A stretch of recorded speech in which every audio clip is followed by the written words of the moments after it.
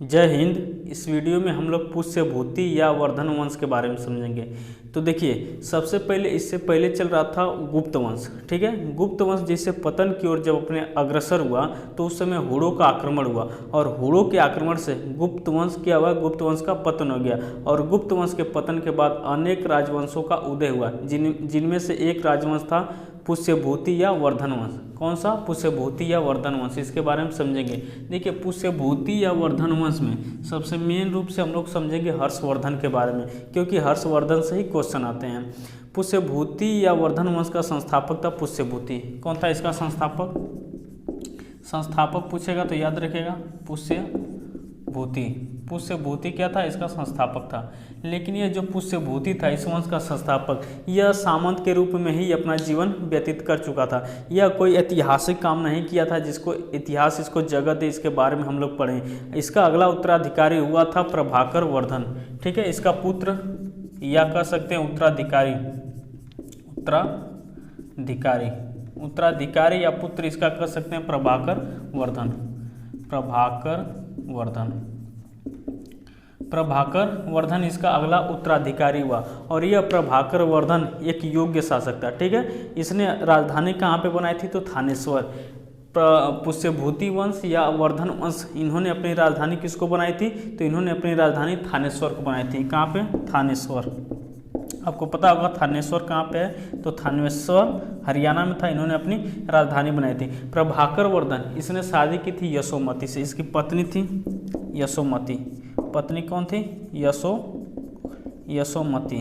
ठीक है, यशोमती उसकी क्या थी? पत्नी थी प्रभाकर वर्धन की। प्रभाकर वर्धन और यशोमती से 3 संतानें उत्पन्न हुई थी। पहला था राज्यवर्धन, दूसरा था हर्षवर्धन, जिसके बारे में हम लोगों को हर्षवर्धन के बारे में ही हम लोगों को पढ़ना है, और एक लड़की थी राज्यश्री। तो इन 3 पुत्र उत्पन्न होते हैं। पहला था राज्यवर्धन जो सबसे बड़ा पुत्र था, और दूसरा था हर्षवर्धन, इससे छोटा था हर्षवर्धन, और एक पुत्री थी इसकी राज्यश्री। कौन थी? राज्यश्री। अब समझते हैं इनके बारे में। देखिए, पुष्य भूति वंश का संस्थापक पूछेगा तो पुष्य भूति राजधानी कहाँ पे बनाई थी? तो थानेश्वर। पुष्य भूति के बाद अगला उत्तराधिकारी हुआ था प्रभाकर वर्धन। इसने शादी किससे की थी? तो यशोमती से। इन दोनों से 3 संतानें उत्पन्न हुई थी। राज्यवर्धन जो बड़ा भाई था हर्षवर्धन का, उसके बाद हर्षवर्धन, उसके बाद राज्यश्री का विवाह इन्होंने जो कन्नौज के शासक, कन्नौज में शासन चल रहा था मौखरी वंश। कौन सा? मौखरी वंश। मौखरी वंश। देखिए, मौखरी वंश जो कन्नौज में शासन चल रहा था, इसका एक शासक था ब्रह्मगुप्त। ठीक, कौन था? ग्रहवर्मन। कौन था इसका शासक? था ग्रहवर्मन क्या था? इसका शासक था। मौखरी वंश का शासक था ग्रहवर्मन, और इससे विवाह लोगों ने किया था। इन दोनों भाइयों और उसके पिता ने विवाह किया था राज्यश्री का ग्रहवर्मन से। लेकिन ग्रहवर्मन की दुश्मनी थी पहले से मालवा के शासक देवगुप्त से। मालवा का शासक कौन था? देवगुप्त। याद रखिएगा, मालवा का शासक क्या था? देवगुप्त और मौखरी वंश का शासक ग्रहवर्मन, इन दोनों की पहले से दुश्मनी थी। और राज्यश्री का विवाह होने के बाद इसने ग्रहवर्मन की हत्या कर दी। कौन? देवगुप्त ग्रहवर्मन की हत्या कर दिया और राज्यश्री को बंदी बना लिया। अब यह बात पता चली थानेश्वर में। कहाँ पे? थानेश्वर में जब बात पता चलती है तो उठ के आता है वहाँ से राज्यवर्धन। कौन सा? राज्यवर्धन आता है कन्नौज में, आता है राज्यवर्धन कन्नौज में आता है, और इसने कहा कि तूने मेरे जीजा को मारा, मेरे दीदी को बंदी बनाया। या मार देता है किसको? देवगुप्त को। यानी कि देवगुप्त की हत्या किसने किया था? राज्यवर्धन। देखिए, एकदम ध्यान से समझिएगा। यहाँ से देखिए, पहला था ग्रहवर्मन। कौन था? ग्रहवर्मन की हत्या कर दिया। कौन? ग्रहवर्मन की हत्या कर देता है देवगुप्त इसकी हत्या करता है, और इसकी हत्या कौन करता है? तो राज्यवर्धन। समझते हुए चलिएगा। देखिए, राज्यवर्धन देवगुप्त की हत्या कर दिया। ठीक, लेकिन जो देवगुप्त था, मालवा का शासक देवगुप्त, इसका एक दोस्त रहता है जो बंगाल में शासन कर रहा होता, और गौड़ वंश का शासक था शशांक को पता चलता है कि हमारा लंगोटिया यार मारा गया। यह बंगाल से उठ के आता है कन्नौज, और जब कन्नौज आता है तो वह मार देता है राज्यवर्धन को। कौन? शशांक। यह वही शशांक है जो बोधगया में बोधि वृक्ष कटवाया था। शैव धर्म का अनुयायी था, बोधि वृक्ष ये कटवा दिया था शशांक, और इसने हत्या कर दिया था राज्यवर्धन का। जब यह राज्यवर्धन की हत्या कर दिया तो बात पता चलती है थानेश्वर में। अब इसके बाद हर्षवर्धन उठ के आता है, इसने कहा तुमने मेरे भाई को मारा, सबको मारा, अब लो तुमको। यह चाकू भोग देता है किसको? शशांक को, यानी कि हर्षवर्धन ने हत्या कर दी शशांक की। याद रखिएगा हर्षवर्धन, हर्षवर्धन। अब देखिए एकदम ध्यान से समझिएगा। देखिए पहले जो था ग्रहवर्मन का विवाह हुआ था राज्यश्री से। उसकी हत्या मालवा का शासक देवगुप्त करता है और राज्यश्री को बंदी बना लेता है। उसके बाद देवगुप्त कन्नौज में शासन कर ही रहा था कि उसके बाद राज्यवर्धन जाता है, राज्यवर्धन देवगुप्त की हत्या कर देता है। उसके बाद शशांक जो देवगुप्त का दोस्त रहता लंगोटिया यार, वह बंगाल से उठ के, गौड़ वंश का शासक रहता है, बंगाल से उठ के आता है कन्नौज, और कन्नौज में मार देता है किसको? राज्यवर्धन को। और राज्यवर्धन को मारने के बाद शशांक कन्नौज में शासन कर रहा था। उसके बाद हर्षवर्धन जाता है कन्नौज में शशांक की हत्या कर देता है। इतना समझ गए। शशांक वही शशांक है जिसने बोधि वृक्ष कटवाया था, इसकी हत्या कर दिया हर्षवर्धन। अब हम लोग समझते हैं हर्षवर्धन के बारे में। देखिए हर्षवर्धन से ही क्वेश्चन पूछते हैं, तो इतना आप लोग समझ गए होंगे। देखिए हर्षवर्धन जब शासक बनता है तो इसके सामने कई चुनौतियाँ थी। पहली, इसकी जो बहन थी राज्यश्री, उसको बंदी बनाया गया था और यह वहाँ से छूटकर बिंद के जंगलों में जा छुपी थी। यानी कि बिंद के जंगलों में यह जीवित थी लेकिन बिंद के जंगलों में छिपी हुई थी। तो हम लोग समझेंगे हर्षवर्धन के बारे में।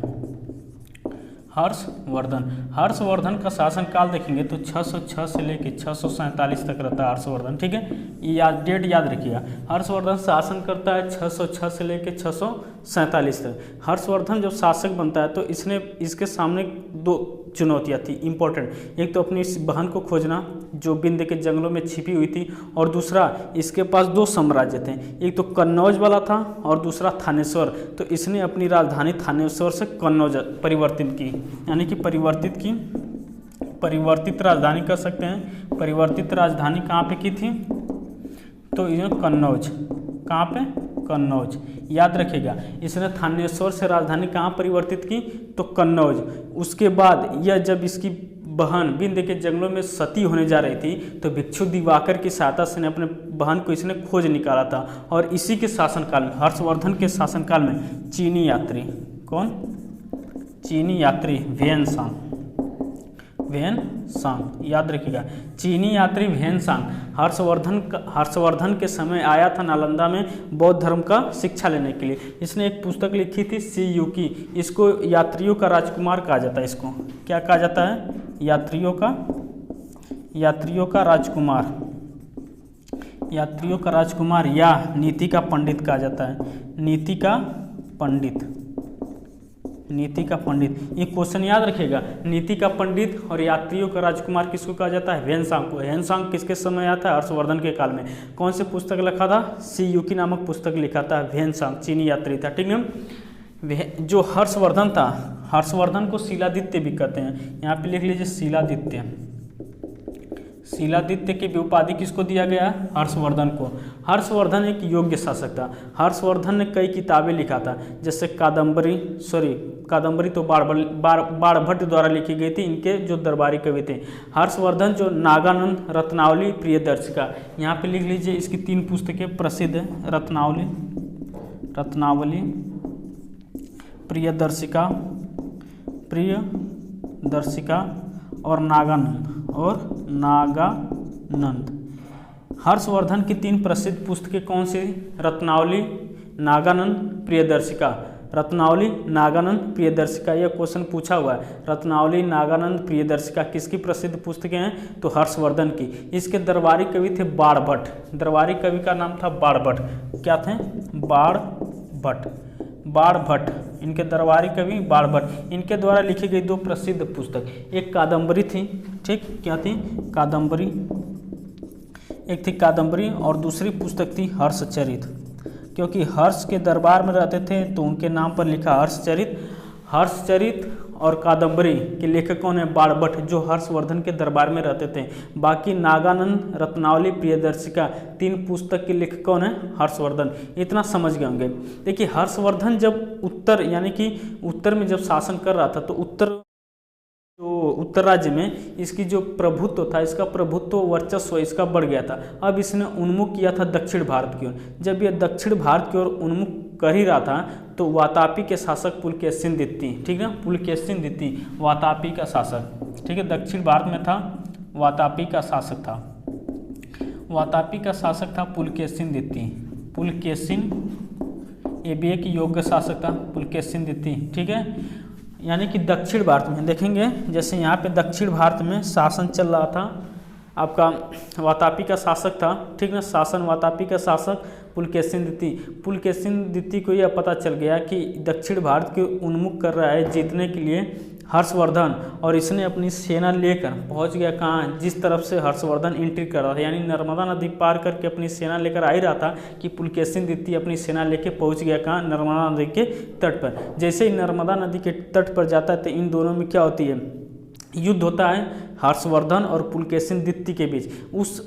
उस युद्ध में पुलकेशिन द्वितीय जीत जाता है, यानी कि हर्षवर्धन की उसमें पराजय होती है, और वहीं पे एहोल अभिलेख, कौन सा अभिलेख, एहोल अभिलेख, याद रखिएगा, एहोल अभिलेख, एहोल अभिलेख, एहोल अभिलेख का निर्माण करवाता है कौन, पुलकेशिन द्वितीय। वहाँ पे एहोल अभिलेख करवाता है और वहाँ पे मतलब उत्कीर्ण करवाता है कि मैं वातापी का शासक पुलकेशिन द्वितीय हर्षवर्धन को यहाँ नर्मदा नदी के तट पे पराजित कर दिया, ठीक ना।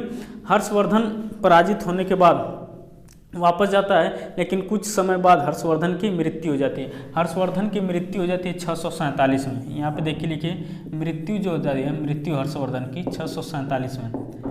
हर्षवर्धन की मृत्यु कब होती है, 647 में। हर्षवर्धन की मृत्यु के बाद इसको अंतिम हिंदू सम्राट कहा गया है, हर्षवर्धन को अंतिम हिंदू सम्राट कहा गया है। इसने जो है विवाह नहीं किया था और इसके कोई पुत्र नहीं थे, इसलिए इसकी सत्ता में सन्नाटा छा गया।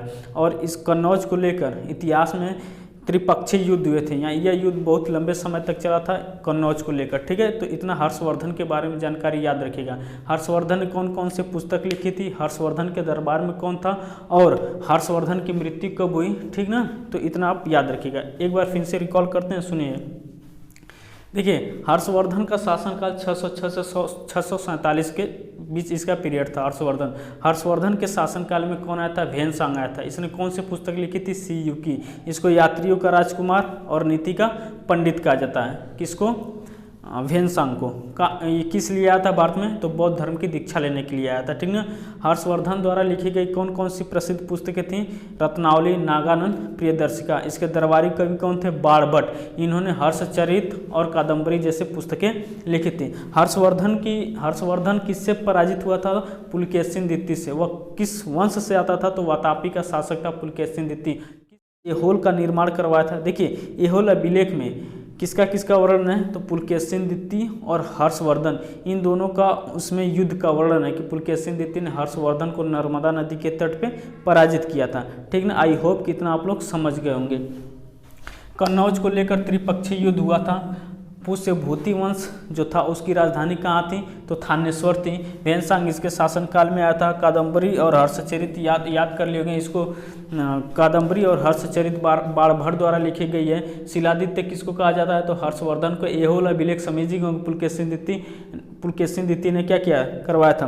हर्षवर्धन ऐसा शासक था जो प्रत्येक 5वें वर्ष पर, ठीक ना, प्रयागराज में एक समारोह करवाता था। क्या करवाता, समारोह करवाता था, उसमें भाग भी लेता था और अपने क्या कहता, दान भी करता था। हर्षवर्धन के समय मथुरा जो थी सूती वस्त्रों की राजधानी कह सकते हैं, सूती वस्त्रों के लिए प्रसिद्ध थी। क्वेश्चन देखिए, मथुरा जो था, मथुरा हर्षवर्धन के समय, ठीक ना, मथुरा सूती कपड़ों के लिए बहुत प्रसिद्ध था, ठीक है। और हर्षवर्धन की मृत्यु के बाद पता है कि इसके सत्ता में सन्नाटा छा गया था, इसका कोई पुत्र नहीं था। तो ये थे आपके हर्षवर्धन के बारे में कुछ जानकारियाँ जो पेपर में पूछे जाते हैं। यह वीडियो कैसा लगा आपको, आप प्लीज़ कमेंट करके बताइए। अब मिलेंगे अगले नेक्स्ट वीडियो में, तब तक के लिए जय हिंद।